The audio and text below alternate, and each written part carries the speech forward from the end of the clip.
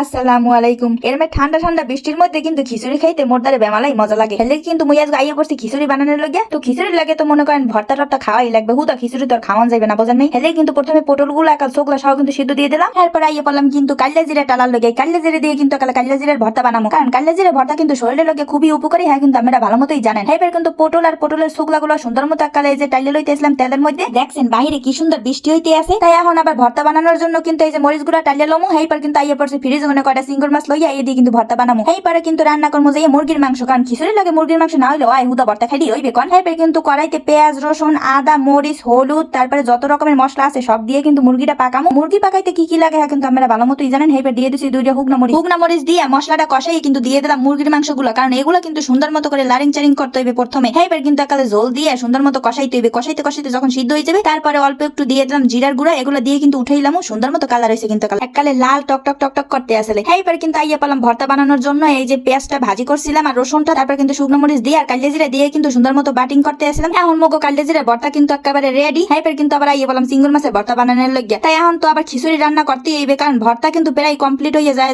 বা। এইবার কিন্তু খিচুড়ি লাগে দিয়ে দিলাম তেজপাতা পেঁয়াজ রসুন আদা এটি বাটটা কিন্তু সুন্দর মতো মশলা করে লইয়া এইবার তেলের মধ্যে ভাজতে আসলাম। এবার যত রকমের মশলা আছে সব কিন্তু দিয়ে দিলাম। তাই মুই আবার এখানে দুই রকমের ডাল লইছিলাম আর আলু একাল কুচাই লইছিলাম, এই কিন্তু দিয়ে দিলাম মশলাটার মধ্যে। এবার বাজেটে যে এবার দিলাম আবার চাউল, এই যে পোলাও চাল দেবেন কিন্তু বোঝেন, যে যে চাল দিয়ে বানান। বাসমতি চাল দিয়ে অনেকে আবার খিচুড়ি খায়, আবার মোর ভালো লাগে না, কিন্তু পোলাও চাল দিয়ে দিলাম। তাই পোলাও চাল দেওয়ার পর কিন্তু হলুদ মরিচ দিয়ে দিলাম। এইবার সুন্দর মতো লাডি সেরে কিন্তু এককালে হুগাই লাইছিলাম। এইবার পানি দিয়ে দিলাম পরিমাণ মতো। এইবার ঢাকনা দিয়ে ডাইকে লইলাম। এখন আবার বানাবো যাই ওই যে পটল আর সিঙ্গুর মাছের ভর্তাটা। হেলিকে কিন্তু এককালে লবণ আর মরিচ তারপরে সিঙ্গুর মাছ তারপরে কিন্তু পটলটা দিয়ে সুন্দর মতো বাটিং করে লইতেছিলাম। তারপরে কিন্তু মগো ভর্তাটা একদম রেডি হয়ে যাবে। এইদিকে দেখেন বাতাসে কি সুন্দর একালে গাছের পাতাগুলো দলতে আসলে ভালোই লাগতেছিল। এই পাশে আবার এই পড়ছিলাম মুই আবার কয়টা এই যে ধনিয়া গাছ লাগাইছিলাম এই পাশে, পানিতে গেছে টপ ভর, পানিটা ফালাই দেওয়া লাগবে। এবার কিন্তু সুন্দর মতো কয়টা ধনিয়া পাতা লই লইলাম, কারণ ভর্তায় দিলে ধনিয়া পাতার অনেক সুন্দর ঘ্রাণ আসে। আর এই জায়গায় কিন্তু খিচুড়ির মতো দিয়ে দিলাম মুই কয়টা। এবার কিন্তু সুন্দর মতো লারিং চেরিং করতে আসলাম। এবার জলটা টাইনে গেছে খিচুড়ি, এবার দমে দিয়ে ধুইছি। এই পেশে আবার এই পেলাম ভর্তাটা বানানোর জন্য ওটার তেল দিয়ে দিলাম আর যে লবণ দিয়ে দিলাম। এবার কিন্তু ভর্তাটা একদম রেডি আর মগো খিচুড়িও কিন্তু একদম রেডি। দেখছেন কি সুন্দর বৃষ্টির মধ্যে এরমের যদি এক প্লেট খিচুড়ি হয় তারপর আর কিছু লাগে কোন। প্রথমেই কিন্তু মোর চোখটা গেলে ওই যে কাল্লা জিরার ভর্তাটা রূপে হেয়ে কিন্তু একটু লইয়ে কিন্তু সুন্দর মতো একালে খিচুড়ি লাগে মাহাইজ হয়ে সুন্দর মতো একটা লোকমা তৈরি করে লইতে আসলাম। হেপে কিন্তু মুখের মধ্যে আস্তে করে ভরে দেবো, তারপরে চলে আসবে আসল স্বাদ। কারণ কাল্লা জিরার ভর্তার যে এত গুণাগুণ আর এত টেস্ট, এটা না খাইলে আপনারা বুঝতেই পারবেন না। খিচুড়ির সাথে অবশ্যই কাল্লা জিরার ভর্তা খাওয়া ট্রাই করবেনই করবেন, কারণ এটা হচ্ছে স্বাস্থ্যের জন্য খুবই উপকার। তারপরে কিন্তু লেবুটা চিপে মুই সুন্দর মতো করে আবার মাখাইয়ে কিন্তু এক লোকমা দিয়ে দেবো। তারপরে লই লইলাম ওই যে পটল আর সিঙ্গুর মাছের ভর্তাটা, কারণ এটাও কিন্তু জন্মের মতো মজা আছে। এটা না খাইলেও আমরা বুঝবেন না যে এতটা মজা। ওই কিন্তু একালে পটলের চোখলাও রয়ে রয়েছি, কেউ আবার কিপটা করেন না, কারণ কোনো জিনিস হালাই নিয়ে যাবে না, এটি টাকা দিয়ে কেনা বুঝছেন। তাই ভর্তা তো ট্রাই করলাম অনেক, এর লেগে কিন্তু আবার গোস্তটা মুহে দিয়ে দিলাম। দেখলাম যে এই তরকারিটা কেমন হয়েছে, এটাও কিন্তু জন্মের মতো মজা হয়েছে। দেখেন না কেমন কষা কষা করছি, একা জোলটা টানে এরমের কষা কষা করবেন। বেশি জোল রাখলে কিন্তু খিচুড়ি লাগে খাইতে ভালো লাগবে না, তাহলে তো বাতে লাগি খাওয়া লাগবে বোঝেন। খিচুড়ি লাগে খাইতে হবে কষা কষা গোস্ত। আজকে খিচুড়ি আর ভর্তা আর এই যে গোস্তটা এত মজা হয়েছে যে আমরা না খাইলে বুঝতেই পারবেন না। এরমে বৃষ্টির দিনে যদি এরমে এক প্লেট খিচুড়ি আর যদি নানান রকমের ভর্তা আর এরকমের কষা কষা গোস্ত হয় তাইলে কিন্তু আর কিচ্ছু লাগে না জীবনে। জীবনটাই মনে হইতেছে যে সার্থক একেবারে খিচুড়িটা খাইয়া। আপনারাও কিন্তু এরকম বৃষ্টির দিনে এরকম এক প্লেট খিচুড়ি লইয়ে বইবেন আর কতগুলো ভর্তা লইয়ে বইবেন আর এরকমের কষা কষা গোস্ত লইয়ে বইবেন, দেখবেন যে জীবনটাই সার্থক হয়ে যাবে। আজকে ভিডিওটা এই পর্যন্তই শেষ করলাম। সবাই মোর ভিডিওটা কিন্তু বেশি বেশি করে শেয়ার করে দেবেন যাতে অন্য মানুষও দেখতে পারে। আর মোর পেজটা যারা এখনো ফলো দেন নাই তারা অবশ্যই ফলো দিয়ে দেবেন। আর ভালো থাকেন সুস্থ থাকেন, আল্লাহ হাফেজ।